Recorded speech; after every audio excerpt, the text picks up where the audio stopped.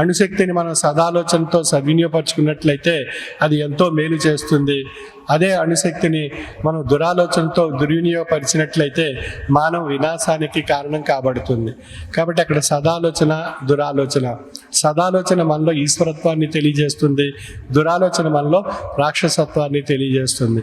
కాబట్టి మనందరిలో ఈశ్వరత్వం ఉందా, రాక్షసత్వం ఉందా అనేటువంటి నిర్ధారణ మన యొక్క ఆలోచన స్థాయిని బట్టి తెలుస్తుంది.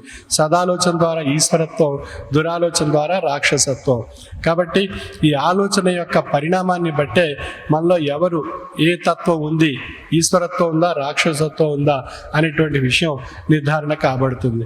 కాబట్టి మనలో ఈశ్వరత్వాన్ని వృద్ధిపరుచుకుని రాక్షసత్వాన్ని తొలగించుకోవడానికే ఆధ్యాత్మిక మార్గదర్శకంగా తెలియపరచబడుతుంది. అటువంటి ఆధ్యాత్మిక తత్వాన్ని మనం ఆశ్రయించినట్లయితే శాస్త్ర విజ్ఞానం మానవాళికి ఎంతో పురోగతిని, అభివృద్ధిని, ఎంతో చక్కని సుఖ సౌకర్యాలను ప్రసాదిస్తూ మహోన్నతమైనటువంటి ఆ ఆధ్యాత్మిక తాత్విక జ్ఞానము ద్వారా, సదాలోచన ద్వారా ఆ శాస్త్ర విజ్ఞానం మానవాళి వికాసానికి ఎంతో ఉపయోగపడుతుంది.